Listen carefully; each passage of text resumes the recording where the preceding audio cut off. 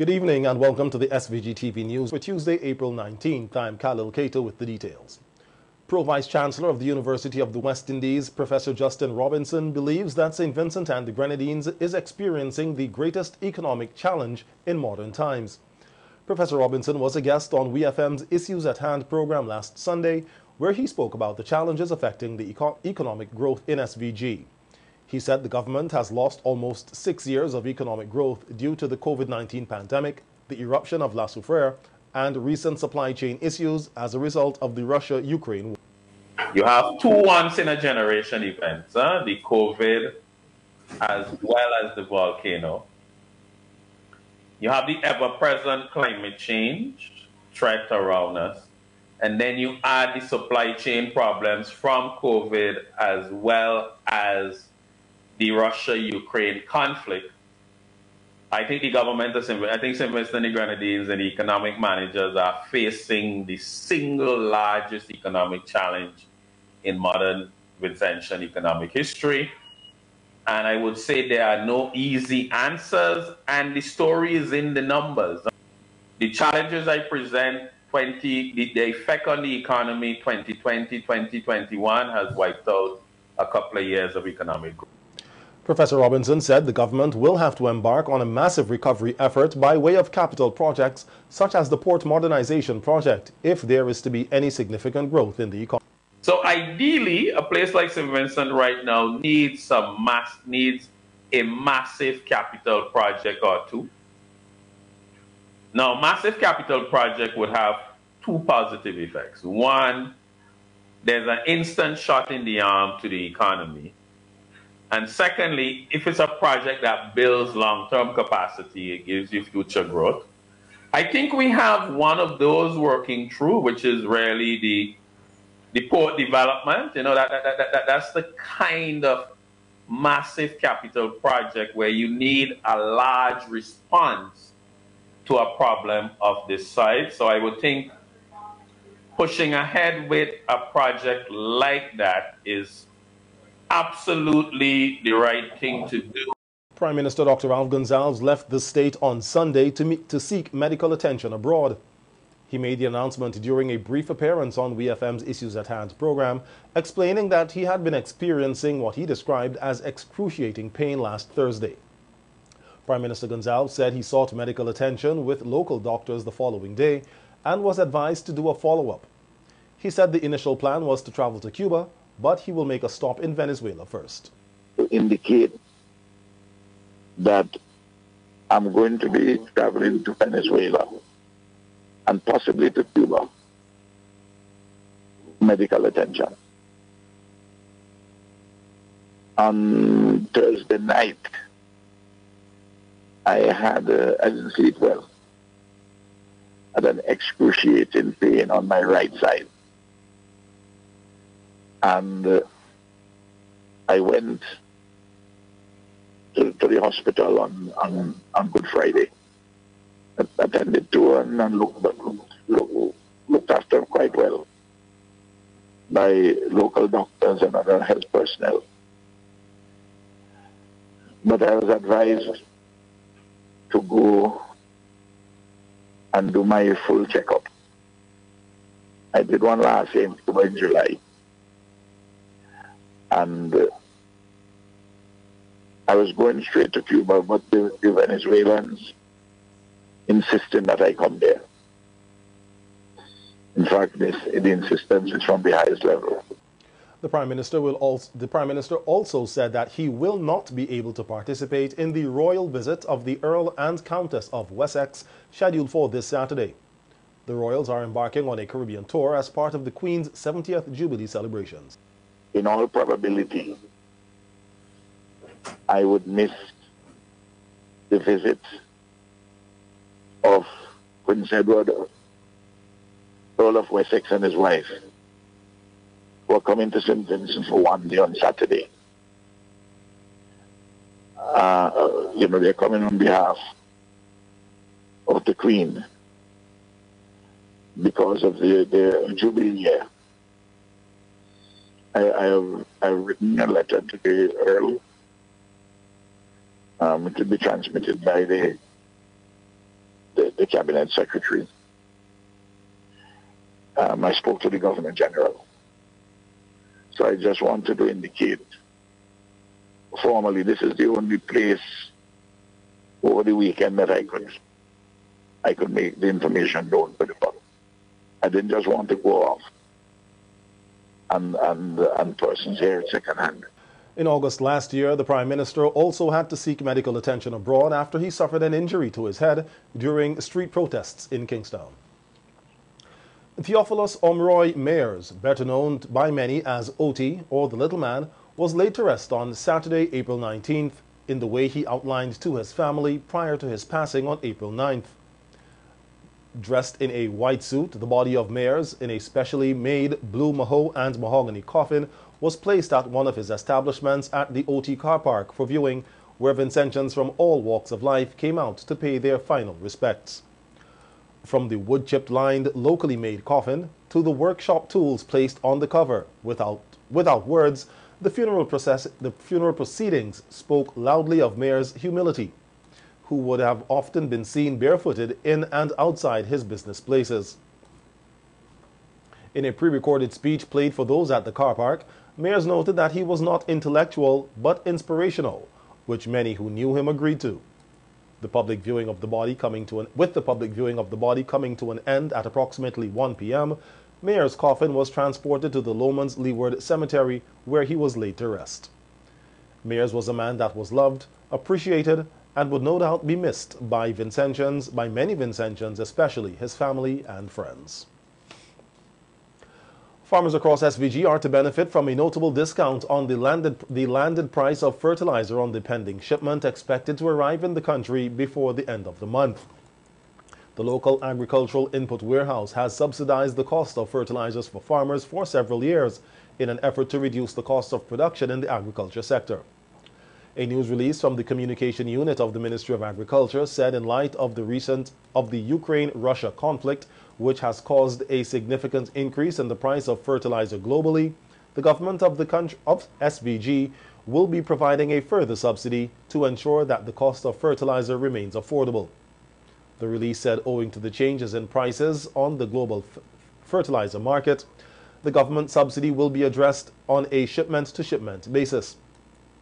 The landed cost of ordinary manure, or NPK, which is $149.59, will be sold at a 36% discount of $54.59. Urea, with a landed cost of $177.67, will be sold for $105, a discount of $72.67, or 41%. Vegetable fertilizer at $125.73 landed cost will be sold for $95 less at $30.73, or a 24% discount, and sulfate ammonia with a landed cost of $95.73 will be reduced by $75, a discount of $20.73, or 22%.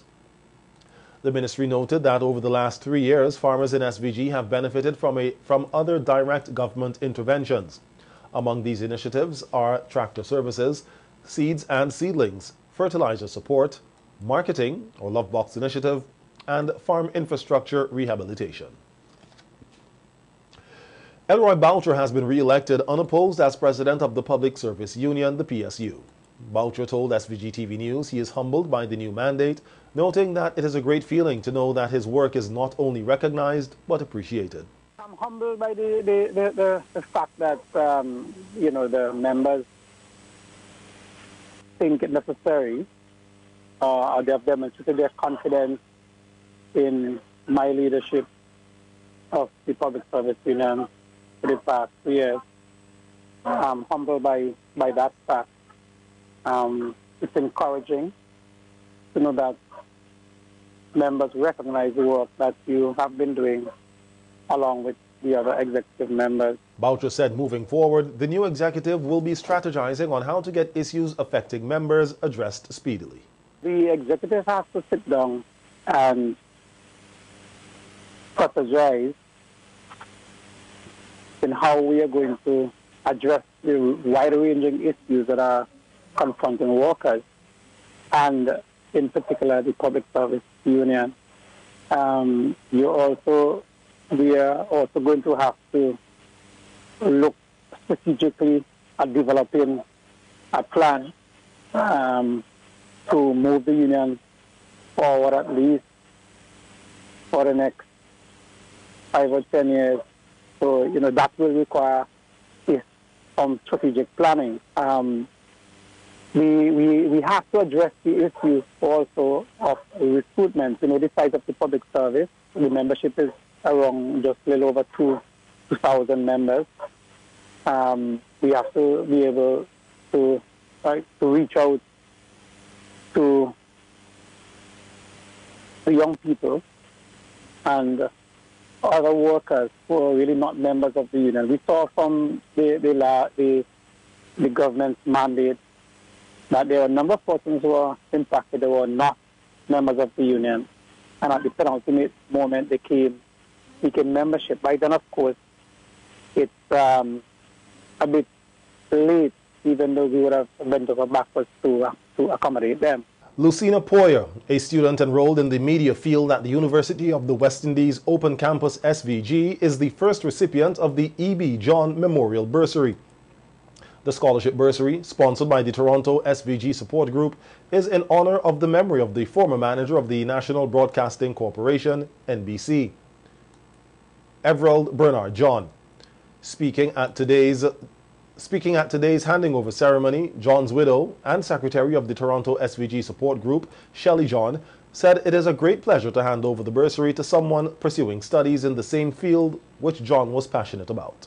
The award is open to all students enrolled in this program, and it's based on academic performance, financial need, an essay by the applicant in support of the application, and the applicant's community service and volunteerism.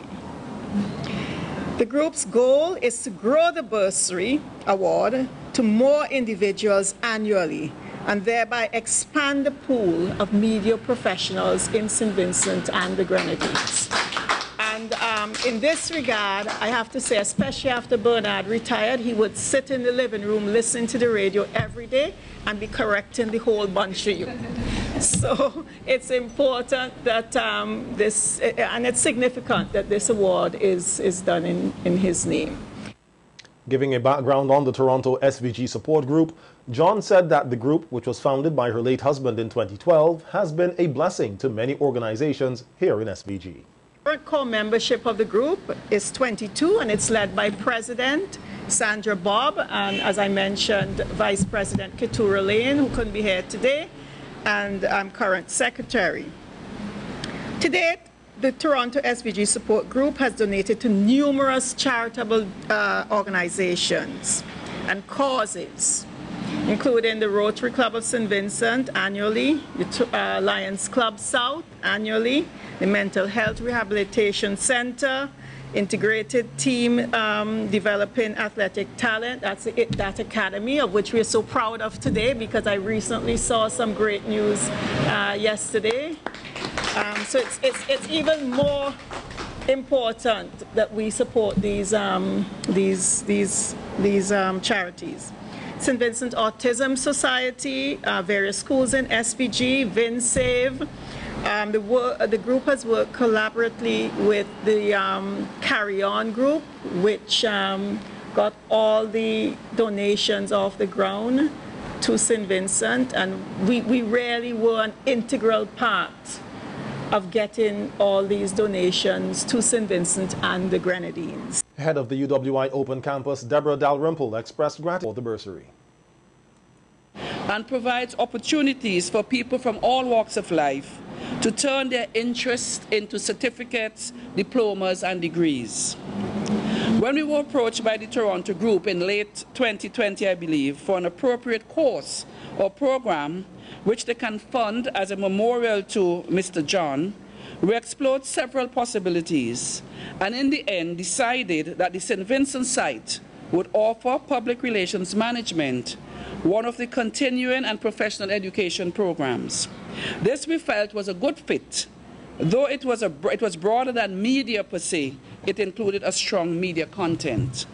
The program consists of 3 modules or courses, managing public relations communication, strategic public relations for a changing world, and media relations and social networking. The graduates of this program are expected to function more effectively in their professional role, engage in effective public relations communication, manage media relations and social networking. Recipient of the bursary, Lucina Poyer, said that she was a big fan of the late E.B. John and thanked the UWI Open Campus and the SVG, that should be the Toronto SVG, for the bursary. I'm very humbled. I'm excited. I can't even put into words how I feel right now. This is somebody I admire and I respect, and I also work in the media field, so I am so excited right now. To the University of the West Indies Open Campus, thank you for offering this course. I greatly appreciate it. Everyone I've spoken to about Mr. John have something good to say about him. Mainly that he was a great person to be around and learn from.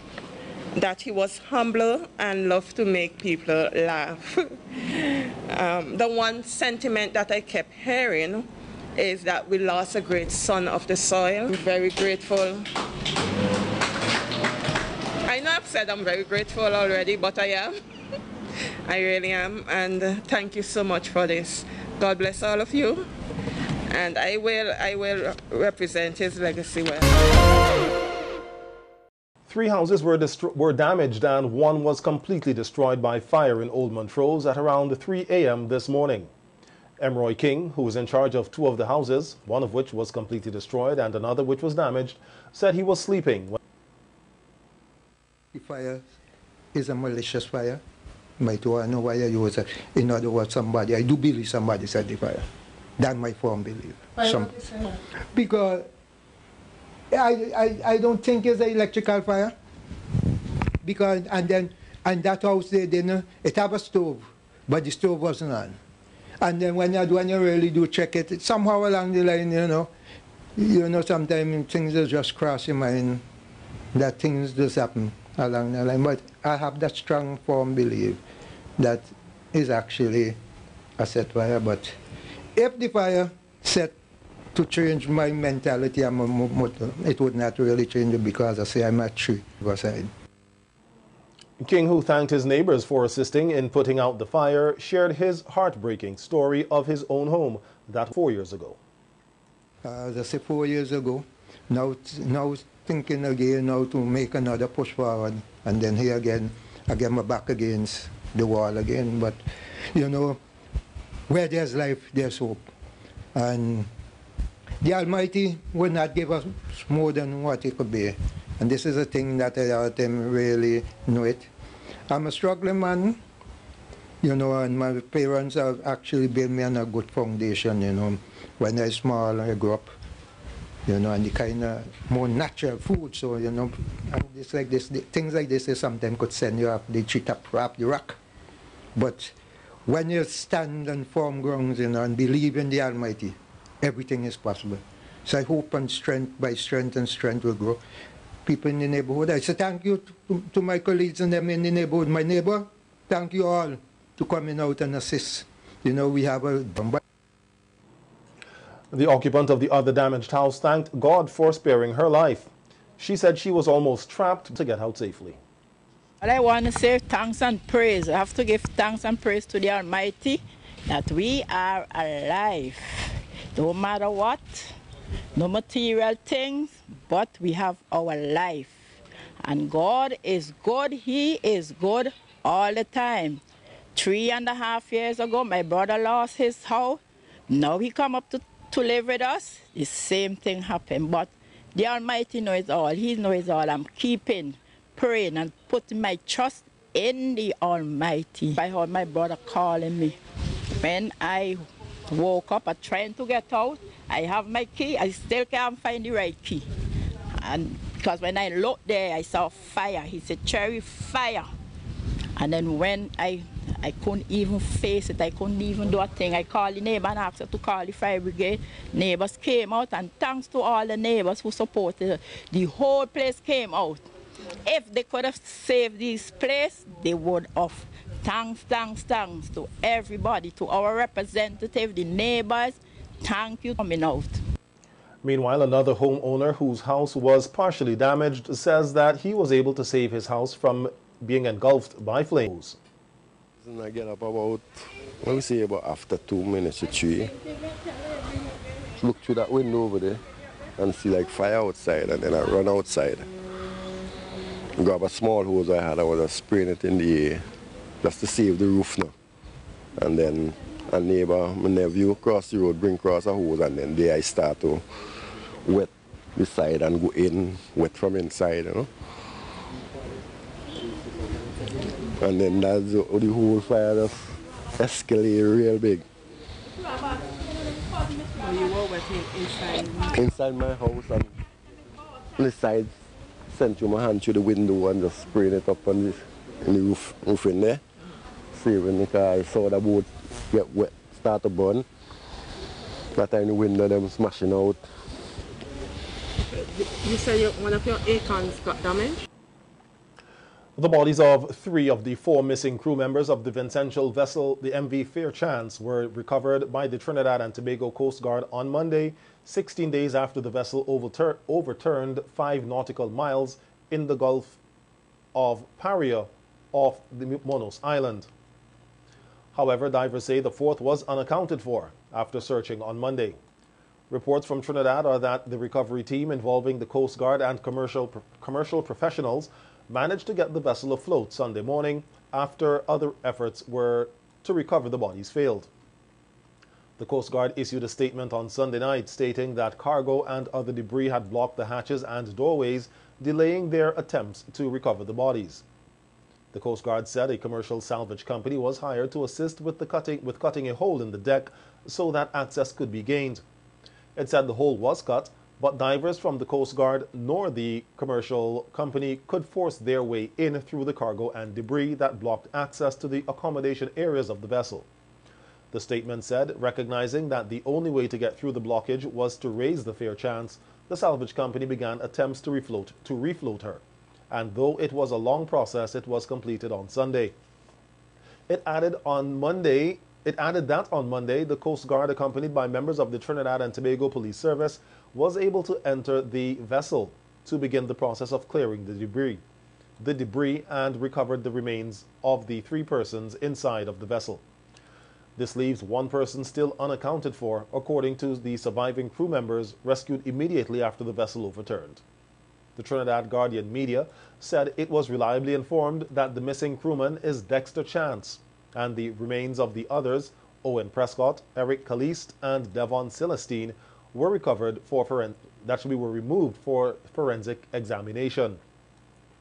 The Guardian media said 1 member of the recovery team said that the conditions inside the vessel were hazardous, delaying the recovery of the bodies. They said that the team had to use a pump to remove water from inside the vessel. The pumping went late into Monday evening. The MV Fairchance left Trinidad on April 2nd with 7 people aboard, destined for Grenada and St. Vincent and the Grenadines. During its journey, for reasons yet to be confirmed, it overturned.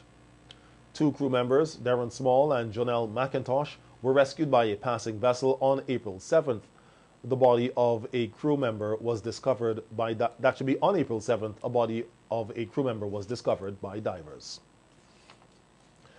The Royal St. Vincent and the Grenadines Police Force has temporarily suspended the driver's licenses of 5 omnibus drivers and 3 private vehicle owners. The police say, is in relation to videos being circulated on social media depicting these drivers engaging in dangerous and reckless driving and irresponsible behavior. According to the head of the traffic branch, Superintendent of Police Kenneth John, traffic officers have stepped up their patrols in an effort to curb this illicit behavior. Superintendent John is encouraging all drivers to be extremely careful on the public roads and to drive with due care and attention for other road users. He emphasized that all unlawful and dangerous driving must cease with immediate effect. He warned that failure to comply with the traffic regulations will result in delinquent persons being prosecuted according to the law. Superintendent John used the opportunity to thank the law-abiding citizens for their continued cooperation and support in the quest to make the roads of St. Vincent and the Grenadines safe.